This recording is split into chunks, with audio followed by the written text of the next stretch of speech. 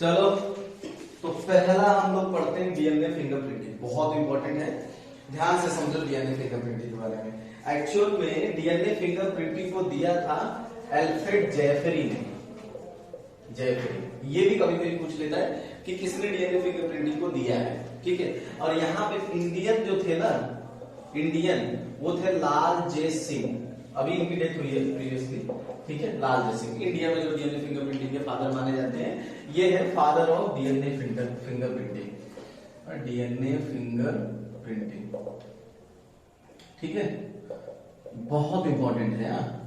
देखो बेसिकली मैं तुम्हें बता दूं कि डीएनए फिंगरप्रिंटिंग देखो बहुत एनालिटिकल ढंग से, जो जेफरी थे ना, ये अपने स्टाइल में तुम्हें बता रहा हूं। जो जेफरी थे एक्चुअल में वो डीएनए की स्टडी कर रहे थे, डीएनए की स्टडी कर रहे थे, स्टडी ऑफ डीएनए। तो उन्होंने क्या देखा ना, उन्होंने देखा कि ना कुछ जो सीक्वेंसेस हो रहे हैं ना, वो एक डीएनए में रिपीट हो रहे हैं, कि डीएनए में ही कुछ जो सीक्वेंसेस हैं वो रिपीट हो रहे हैं। जैसे मान लीजिए कि ये हमारा डीएनए है, ये डीएनए है हमारा, ठीक। जैसे एक सीक्वेंस को ऐसे रेंडमली मान लेते हैं कि ATGCC, ये देखा है ना कि ये रिपीट हो रहा है। जब डीएनए में देखा कि ये रिपीट हो रहा है, तो उन्होंने ये देखना चाहा कि क्या ये डीएनए इसी में रिपीट हो रहा है, डीएनए का सीक्वेंस, कि सब में ऐसा हो रहा है, जो सब में हुआ। तो वही डीएनए मान लो ये A था, B का डीएनए देखा, ठीक है, बोले हाँ यार ये ATGC इनमें भी रिपीट हो रहा है।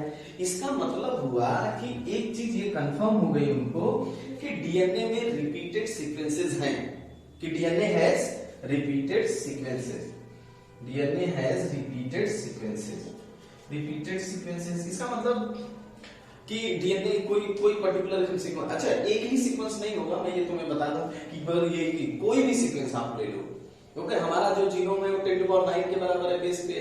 तो कोई भी सीक्वेंस हो, वो सीक्वेंस क्या होगा, डीएनए में रिपीट होता है, ये सब में होता है। तो ये रिपीट जो होता है ना यार, लेकिन रिपीट तो हो रहा है, लेकिन जो नंबर ऑफ रिपीट्स है ना, नंबर ऑफ रिपीट्स, और वो क्या कर रहा है, वेरी कर रहा है, वेरी कर रहा है। मतलब इस रिपीट का नंबर फिक्स नहीं है, अलग अलग ऑर्गेनिज्म में अलग अलग है। इसका मतलब अलग अलग ऑर्गेनिज्म में अलग अलग है। This nature is called polymorphism. आएगा समझ में? तो इसी को उन्होंने बोला कि this is called DNA polymorphism. DNA polymorphism का मतलब ये हुआ कि डीएनए एग्जिस्ट तो कर रहा है, लेकिन हर एक इंडिविजुअल में अलग अलग है। तो ये पॉलीमॉर्फिज्म उन्होंने कहां देखा, रिपीटेड सीक्वेंस लेवल में। आएगा समझ में? यू नो, अब इस पॉलीमॉर्फिज्म का अगर वेरिएशन हमारा देखा जाए तो 0.1% का होता है, कहते हैं 99.9% सेल होता है वेरिएशन।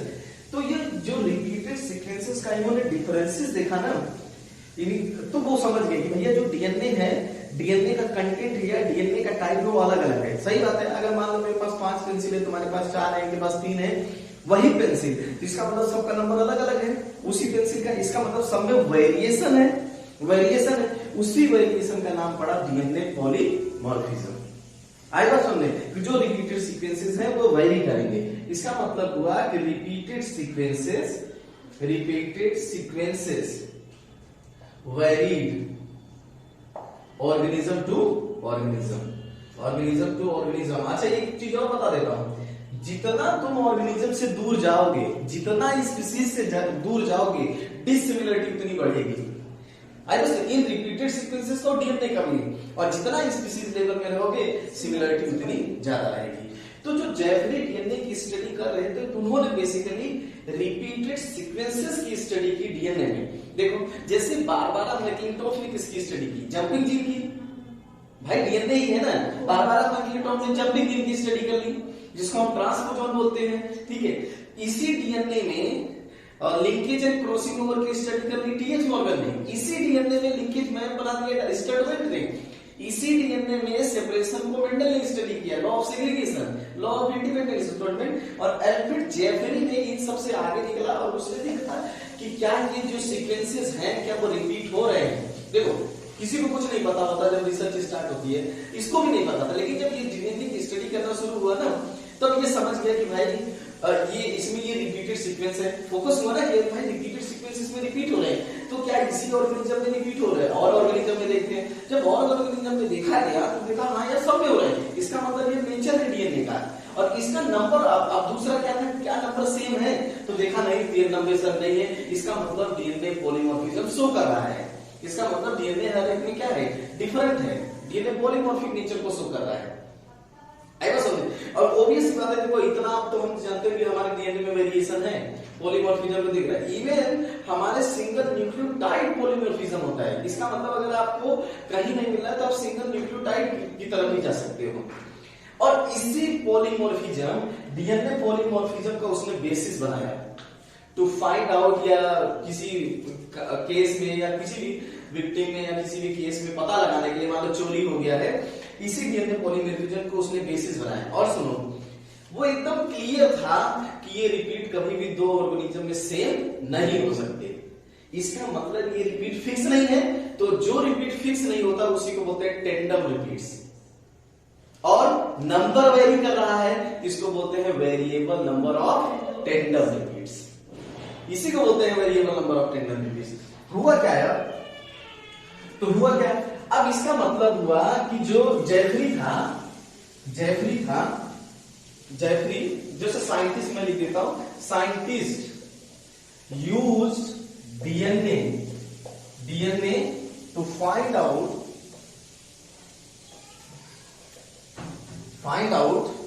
टू सॉल्व, या तो टू सॉल्व द केसेस, मतलब डीएनए को यूज किया किसी भी केस को सॉल्व करने के लिए, चाहे वो चोरी हो, चाहे रेप केसेस हो, या किसी भी हो, जो डीएनए लेवल पे अगर प्रूफ होते होंगे ये। तो अब बताओ जनरली डीएनए को, जनरली किसी चीज को पता लगाना होता है तो उसको क्या बोलते हैं, किससे पता लगाते हैं? अगर जनरली हमें किसी चीज का पता लगाना होता है तो किससे लगाते हैं पता? सैटेलाइट। तो हम लोगों ने क्या इसको कॉल्ड सैटेलाइट डीएनए, इसी को हम लोगों ने बोल दिया क्या, सैटेलाइट डीएनए। जब भी किसी चीज को पता लगा, जैसे सेकेंडरी कॉन्स्ट्रिक्शन अगर इन क्रोमोसोम, और हम लोगों ने इसको बोल दिया सैटेलाइट क्रोमोसोम, क्योंकि ये क्रोमोसोम ऐसे क्रोमोसोम सबके अंदर नहीं होंगे, और जिनके अंदर होंगे वो सैटेलाइट का काम करेंगे। तो हम पता लगाना, जो इस भी चीज को यूज करके तुम कोई चीज पता लगाते हो ना, they are called the satellite. तो ऐसे ही हम डीएनए का पता लगा रहे हैं, डीएनए का यूज करके। तो जेफरी जो साइंटिस्ट था उसने समझ लिया कि अगर ये रिपीटेड वेरी कर रहे हैं ना, तो इसका यूज करके हम पता लगा सकते हैं किसी भी चीज को, इसीलिए इसको सैटेलाइट डीएनए बोलते हैं। और इस सैटेलाइट डीएनए दो तरह का होगा, एक होगा माइक्रो सैटेलाइट, और दूसरा क्या होगा, मिनी सैटेलाइट। दो तरह के हुए, ठीक है। अब वो किस पे काम किया, मिनी सैटेलाइट। देखो, क्योंकि मिनी सैटेलाइट जो सीक्वेंसेस होते हैं वो छोटे होते हैं, और जरिए क्या होते हैं, बड़े होंगे।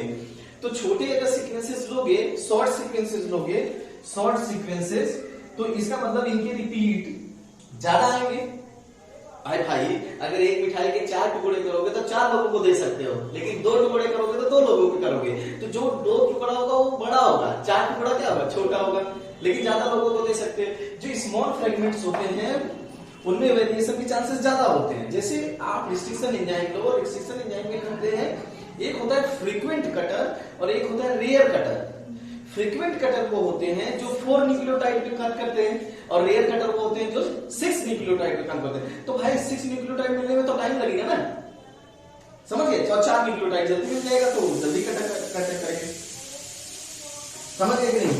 तो जो हमारे डीएनए में वेरिएशन है वो 0.1% का है, हमारे डीएनए में जो वेरिएशन है वो 0.1% का है। उसी 0.1% वेरिएशन को डीएनए का जेफरी ने बेसिस बनाया to find out the differences, या कोई भी ऑर्गेनिज्म किसी केस में इन्वॉल्व है तो उसको पता लगाने के लिए, ठीक है। अब जो सैटेलाइट, अगर हम डीएनए का यूज करके किसी चीज का पता लगा रहे हैं तो दैट यूज सैटेलाइट डीएनए। और सैटेलाइट डीएनए 2 तरह के हैं, micro satellite and mini satellite, on the basis of repeats. ये किसके बेसिस पे किया है हम लोगों ने, रिपीट्स के, रिपीटेड जो सीक्वेंसेस प्रेजेंट होते हैं। अब देखो क्या होगा,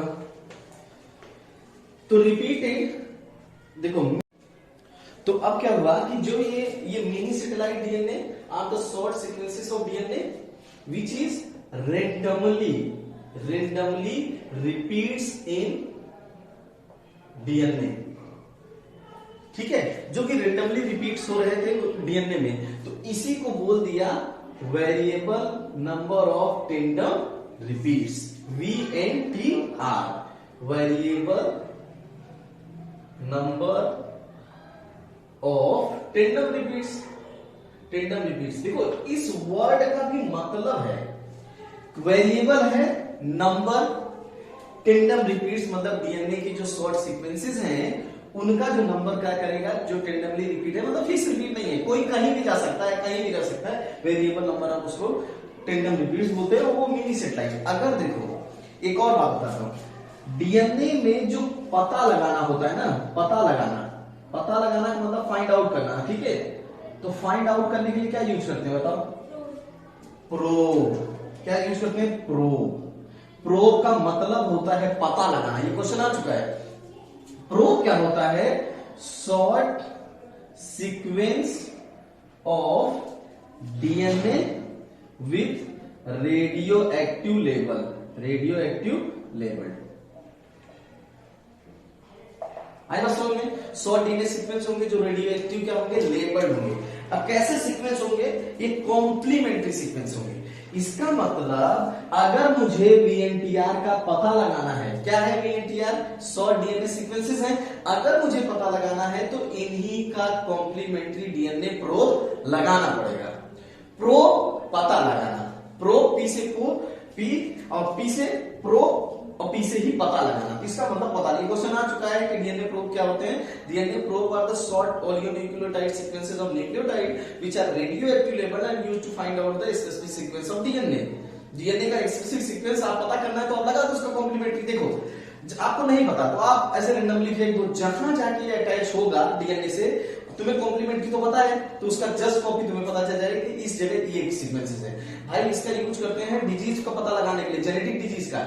अगर किसी जीन में म्यूटेशन है और ह्यूमन जीनोम सीक्वेंस हो चुका है, सब कुछ पता है, तो मैं उस पर्टिकुलर जीन का कॉम्प्लीमेंट्री दूंगा। अगर वो कॉम्प्लीमेंट्री जाके बाइंड कर गया तो नॉर्मल है, अगर बाइंड नहीं किया तो इसका मतलब नॉर्मल नहीं है, इसका मतलब उस जीन में म्यूटेशन हो चुका है और तुम्हें पता चल जाएगा इस जीन में म्यूटेशन है और तुम्हें आसानी से पता चल जाएगा। अब समझ गए ना, micro satellite and mini satellite, वो ठीक है। अब आगे चलते हैं, देखते हैं आगे वाली कहानी क्या होगी। तो अब क्या हुआ कि हमें पता चल गया variable number of tandem repeats है, ठीक है, कुछ नहीं करना है। अब क्या करेंगे हम, डीएनए को क्या करेंगे, आइसोलेट करेंगे, डीएनए को आइसोलेट करेंगे। अब जो भी रिपीट हमें चाहिए, हम किसी पर्टिकुलर रिपीट्स को पकड़ेंगे, उसको क्या कर लेंगे, डाइजेस्ट कर लेंगे। डाइजेस्ट के बाद उसको रन कहां करेंगे, जेल इलेक्ट्रोफोरेसिस, जेल इलेक्ट्रोफोरेसिस कर लेंगे।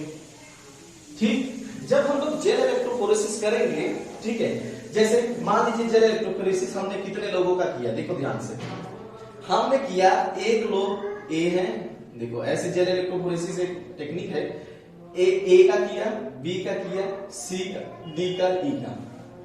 तुम्हें अब समझने वाली बात है, इनके ऊपर ब्लेम लगा है, मतलब ये कह रहे हैं कि हमारे घर में चोरी हुई है, ए कह रहे हैं कि हमारे घर में चोरी हुई है, तो तुम कहोगे ए को क्यों लियो, हो सकता है यही चुराए हो। किसको कह रहे हैं कि किसने चोरी किया है, डी ने, और डी कह रहे हैं कि हमने चोरी नहीं किया है। तो जो पुलिस है ना, पुलिस को एक हेयर मिला हुआ है, एक बाल मिला हुआ है, अगर पुलिस इनको पकड़ने जाएगी तो डी कहेंगे नहीं, क्या तुम्हारे पास क्या प्रूफ है तो तुम हमको पकड़ने आए हो, क्या प्रूफ है हमें पकड़ने, तो पुलिस कहेगा ठीक है हम प्रूफ लेके आते हैं। तो जब वहां इन्वेस्टिगेशन किया गया, तुम्हें एक बाल मिला, ठीक है, तो ये बाल का पता लगाते हैं कि भैया एक्चुअल में है कब। अगर इन्हीं का बाल निकलेगा तो कोई फर्क नहीं पड़ेगा, अगर कहीं दूसरे का बाल निकल गया तो पता चल जाएगा। तो ए ने कहा कि मेरे घर पे बी सी डी ई आए हुए थे, ठीक है, उन्होंने कहा चलो अच्छा ठीक है पता लगाते। तो उन्होंने ये स्टेप किया, इन सब का डीएनए निकाला, आइसोलेट किया, एक पर्टिकुलर रिपीटेड सीक्वेंस से ये डाइजेस्ट कर लिया, ठीक है। मान लीजिए इसमें ये आया, ये आया, ये आए सीक्वेंसेस, मान लो रिपीटेड सीक्वेंसेस ये आए, ठीक है, ये रिपीट, अलग अलग सीक्वेंसेस भी माने तो मान लो ये रिपीट्स हैं, मतलब इनके अंदर ए के अंदर 1 2 3 4 5 ये है, और ये बी से बाल है, ये ए का सीक्वेंस हो गया, ये बाल का, मैं बी से क्या मानता हूं, बाल। इसका मतलब जिसका डीएनए बाल के डीएनए से मैच करेगा, जिसके रिपीटेड सीक्वेंसेस बाल के डीएनए से मैच करेगा, वही चोरी किया है। क्योंकि जहां से हार चोरी हो रहा था वहां पे एक बाल गिर गया भाई। ऐसे तो पता लगाते हैं कि फिंगरप्रिंटिंग करके। अब क्या हुआ, ये तो ए हो गया जिनके घर में चोरी हुई थी, ये बी हो गए, ये बी हो गए, ये हो गए। देखो सी को देखो, सी हो गए, ये हो गए सी। ठीक है, ये रिपीटेड सीक्वेंस उनके लगा दिया भाई सेम। अगर एक जान लो, अगर ये बाल का रिपीटेड सीक्वेंस जिसके भी पास होगा, जिसका भी बाल होगा, ये इसके रिपीटेड सीक्वेंस के एग्जैक्टली मैच करेगा, क्योंकि भाई सेम अगर मैच नहीं करेगा तो हमारा नहीं है। तो ये देखा गया, मैं बना देता हूं। ठीक, हमने अलग बनाया, फिर एक और बना लिया। तो जब इन जेल, ये हमारा जेल है, अब हमारे डीएनए मिल गए, हमें ऐसे दिखाई तो देंगे नहीं। हमने क्या लगाया यहाँ पे, क्या ऐड करेंगे, VNTR प्रोब। हमने VNTR प्रोब बना रखा है पहले से, इस VNTR प्रोब को हमने छोड़ दिया। किसका VNTR प्रोब है, इसका VNTR प्रोब है कि अगर इसका VNTR प्रोब बनाया है तो अगर इसी तरह का डीएनए किसी के पास होगा तो ये मेरा प्रोब जाके उससे बाइंड कर जाएगा। तो ये प्रोब कहां जाके बाइंड किया, इससे बाइंड किया, बाकी लोगों से प्रोब बाइंड नहीं किया। क्यों, क्योंकि उनका डीएनए था ही नहीं। था किसका डीएनए, इसका डीएनए था। और इससे तुम्हें पता, जब ये बाइंड करता है तो ये क्या करेगा, कलर इमिट करेगा। कलर क्या होगा कि when VNTR probe binds to complementary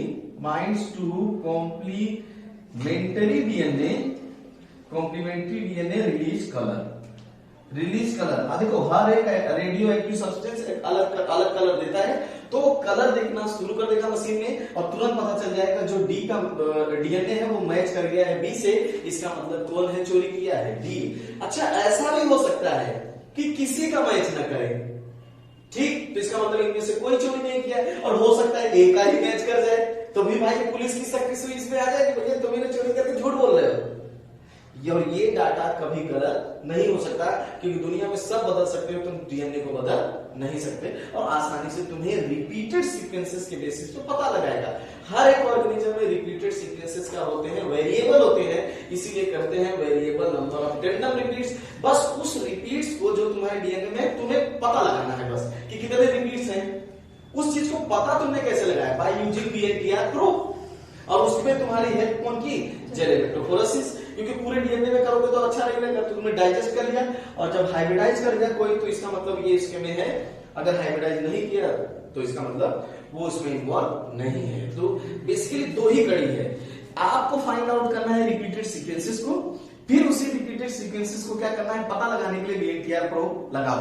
अगर प्रोब ने हाइब्रिडाइज किया तो वही डीएनए है जो डीएनए हमारे ऊपर जिसके ऊपर डाउट था, अगर नहीं है तो वो डीएनए नहीं है। और ये डीएनए फिंगरप्रिंटिंग से आपको पता लग जाएगा कौन विक्टिम है। ऐसे तुम चाहे जितने लोग, जब भी कोई केस होता है तो अगर आप 10 लोगों पे केस करते हो तो हमेशा 10 लोगों का डीएनए फिंगरप्रिंटिंग होगा। तो ऐसा होगा ना, कोई आज तुम्हें ऐसे कह दे कि नहीं ये हमारे साथ ऐसे किए हैं, तो ऐसा भी हो सकता है। तो ये डीएनए फिंगरप्रिंटिंग डाटा अगर तुम्हारा शो नहीं किया ना, तो कभी जीवन में तुम्हें कुछ नहीं हो सकता।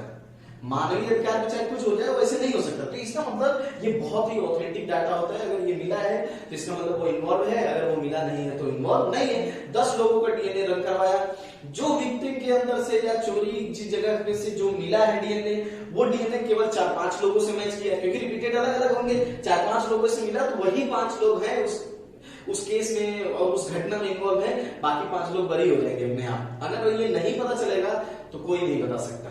I was no DNA fingerprinting used to find out the या used to solve the cases. आजकल फोरेंसिक डिपार्टमेंट बने हुए हैं, वो फोरेंसिक डिपार्टमेंट इसी को करते रहते हैं और बताते रहते हैं कि ये केस में इन्वॉल्व है कि नहीं इन्वॉल्व है। और डीएनए फिंगरप्रिंटिंग को देखो, अगर आपकी डेथ भी हो जाए, तो आपका डीएनए बचा रहेगा। उस डीएनए को लोगे, सुन लो, उस डीएनए को लोगे, डीएनए फिंगरप्रिंटिंग कर लो और अपने उस खानदान से जिसमें डाउट की हमारा विलास है, हमारे खानदान का रास है, तो उस खानदान से मैच करोगे तो जितना मैंने कहा मोस्ट ऑफ द जो डीएनए फ्रेगमेंट उस रिपीटेड सीक्वेंस में मैच करेंगे तो पता लग जाएगा कि ये इसी खानदान से है। उसके बेसिस पे आइडेंटिफाई करते हैं कि ये भाई इनके घर के हैं। राख में कैसे पता चलेगा, उसके बेसिस पे आइडेंटिफाई कर लेते हैं कि ये है वन। ये है डीएनए फिंगरप्रिंटिंग। दो ही बात ध्यान रखना है, रिपीटेड सीक्वेंसेस और वीएनटीआर प्रोब। तो बताओ हम लोग किसका पता लगा रहे थे? Find DNA by using DNA. तो इसको क्या बोलेंगे? Southern blotting. क्या बोलेंगे? सदर्न ब्लॉटिंग, क्योंकि मैंने पहले भी स्नो ड्रॉप तुम्हें पढ़ा रखा है। आ जाओ समझ में कि नहीं? चलो अब हम लोग जेल इलेक्ट्रोफोरेसिस देख लेते हैं इसी साथ। ठीक है, जेल इलेक्ट्रोफोरेसिस देख लेते हैं कि जेल इलेक्ट्रोफोरेसिस क्लियर है सर? अगर ट्विंस में मोनोजाइगोटिक ट्विंस है ना, तो सिंगल न्यूक्लियोटाइड पॉलीमॉर्फिज्म में जाओगे। एसएलपी और एसएलपी का वेरिएशन तो भाई तुम्हारे मतलब डीएनए रेप्लिकेशन से भी आ जाएगा, ट्रांसक्रिप्शन से भी आएगा, क्योंकि they are the source of natural mutation. तो अब आप सिंगल न्यूक्लियोटाइड पॉलीमॉर्फिज्म में जाओगे। हाँ एकदम पता है। देखो भाई कैसे कह रहा हूं मैं, देखो ये समझ में आ गया ना? ठीक है, वीएनटीआर प्रूफ। ये क्या करना है? देखो अगर हमें नहीं पता है, जैसे हमें ये है कि मान लीजिए कि तुम मुझसे कहो कि सर इसका पता लगाओ, ये डीएनए है ATGCTGAC TG, क्या ये सीक्वेंस इस डीएनए में है? तो मैं कैसे पता लगाऊंगा?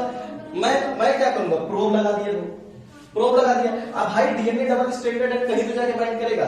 अगर ये जाके यहाँ पे मान लो बाइंड कर गया, तो मुझे ये सीक्वेंस तो पता है ना, तो इसका कॉम्प्लीमेंट्री सीक्वेंस मैं लिख दूंगा और मुझे पता चल जाएगा कि हाँ ये सीक्वेंस इसमें है। तो बाइंड कर गया तो है, अगर बाइंड नहीं किया तो नहीं है। यही तो कहा, अगर प्रोब ने बाइंड किया तो इसका मतलब तुम्हारे पास वो डीएनए है, उस ऑर्गेनिज्म का डीएनए है। अगर प्रोब ने नहीं बाइंड किया तो नहीं होगा। क्यों? क्योंकि हर एक ऑर्गेनिज्म में ये सीक्वेंस नहीं होगा। हो सकता है एक में ए हो तो एक में कहानी टी से शुरू हो सकता है किसी में जी से शुरू हो, किसी में कुछ और शुरू हो, किसी में कुछ और बदल जाए। आप देख रहे हो ना कि कितना कॉम्बिनेशंस बन जाएंगे। आएगा समझ? इतनी तो धरती पर पॉपुलेशन भी नहीं है जितने कॉम्बिनेशंस बन जाएंगे, और इसी वेरिएशन को डीएनए पॉलीमॉर्फिज्म बोलते हैं। और यही वेरिएशन जो होता है एक पर्टिकुलर सीक्वेंस का क्या लेता है? रूप ले लेता है। एक पर्टिकुलर सीक्वेंस देखेंगे, क्योंकि एक ही न्यूक्लियोटाइड का वेरिएशन देखेंगे तो बहुत दिक्कत होगी ना। तो ये पर्टिकुलर रिपीटेड सीक्वेंस है। और सुन लो, अगर पूछा जाए कि रिपीटेड सीक्वेंसेस सबसे ज्यादा कहां होंगे? इंट्रोनिक रीजन, क्योंकि हमारा मोस्ट ऑफ द रीजन क्या है? इंट्रोनिक रीजन है, इनर्ट रीजन है, तो सबसे ज्यादा वही होंगे। हाँ, सदर्न ब्लॉटिंग का कहीं भी यूज कर सकते हो आप, डीएनए का पता लगाने का, सीक्वेंसिंग करने में पता लगा सकते हो, एड्स में यूज कर सकते हो। एकदम सही बात है। देखो क्या कर सकते हो आप, डीएनए निकाल लो। भाई आप क्या करते हो, एड्स का डीएनए बहुत कम होता है तो आप उसका पीसीआर कर लेते हो। पीसीआर करके कॉम्प्लीमेंट्री लगा दो, अगर बाइंड कर रहा है तो वो वायरस है, अगर बाइंड नहीं कर रहा तो वायरस नहीं है। भाई पीसीआर में क्या करते हैं? पीसीआर के लिए भी प्राइमर लगाना पड़ेगा, और प्राइमर क्या होता है? Complementary sequence. अगर वो निकालते हैं, ब्लड या फ्लूइड को निकालते हो, जैसे कोरोना वायरस में करते हैं, प्राइमर लगाते हैं। अगर प्राइमर लगाने से तुम्हारा ये रेप्लिकेट कर गया, इसका मतलब जब हमें प्राइमर पता है कि हमने वो वायरस के लिए बनाया है, तो वायरस का ही डीएनए रेप्लिकेट करेगा। तो अगर रेप्लिकेट करेगा तो वो वायरस है, अगर रेप्लिकेट नहीं किया तो वायरस नहीं है। सिंपल सी बात है। और इसीलिए इसको कहते हैं PCR use for the molecular diagnosis. ऐसे ही पता लगाते हैं वो। ऐसे कोरोना वायरस में प्राइमर वगैरह लगाए, अगर वो रेप्लिकेट कर गया, डीएनए कंटेंट आ गया, पीसीआर लगाए और डीएनए कंटेंट आ गया, तो इसका मतलब वो वायरस तुम्हारे अंदर है। अगर वो नहीं आया तो तुम निगेटिव आ जाओगे। यही है मतलब इस तरह का। तो याद रखना कि प्राइमर का यूज कहां करेंगे, प्रमोटर का यूज कहां करेंगे, इनिशिएशन कोडॉन का यूज कहां करेंगे, ये सब आपको पता होना चाहिए। आपको पता होना चाहिए कि लैक्टोज का यूज कहां करेंगे। तो देखो जैसे रेप्लिकेशन में स्टार्टिंग का काम करेगा प्राइमर कहां करेगा, उसमें क्या करेंगे? प्रमोटर। इसमें क्या करेंगे? कोडॉन करेंगे, इनिशिएशन कोडॉन। समझ गए कि नहीं? आगे बताओ। हाँ आगे बताओ, क्या आगे कौन सा डाउट है? अब अगर हम उसको जेल इलेक्ट्रोफोरेसिस क्लियर है? ठीक है, जेल इलेक्ट्रोफोरेसिस है। उसमें एक बात बस यही याद रखना है जेल इलेक्ट्रोफोरेसिस में कि जो डीएनए के फ्रेगमेंट्स होते हैं, they are separated on the basis of their size, not charge not mass. एक चीज बता दूं, चार्ज और मास के बेसिस पे प्रोटीन सेपरेट होती है, डीएनए सेपरेट नहीं होता। जहां पे देखो, जहां पे जिस अमीनो एसिड का जिस पीएच पे चार्ज न्यूट्रल हो जाता है ना, जिस पीएच पे जिस अमीनो एसिड का चार्ज या प्रोटीन का चार्ज न्यूट्रल हो जाएगा, वो वहीं रुक जाएगी। That point is called isoelectric point, या उसी को बोलते हैं आइसोइलेक्ट्रिक फोकसिंग, और वो वहीं पे रुक जाएगी। अगर हो सकता है किसी का 6 पे है तो वो 6 पे जाके रुक गई। अगर मान लीजिए वो जाके मान लो कि अगर एक 6 पे रुक रही है, एक 7 के ऊपर रुक रही है, तो अगर 7 के ऊपर रुक रही है तो मैं कहूंगा ये ट्रिप्सिन है, और 6 के नीचे दिख रही है तो ये ट्रिप्सिन है, क्योंकि ट्रिप्सिन किस पे काम करती है? एसिडिक पीएच पे, वो किस पे काम करती है? बेसिक पीएच पे। तो आप सेपरेट कर लो। आगे बताओ। मतलब प्रोटीन की पीएच डिफरेंट होता है। हाँ, और क्या, प्रोटीन हमेशा पीएच की बेस पे होता है, इसीलिए प्रोटीन ऑलवेज पीएच स्पेसिफिक होता है। हर एक चीज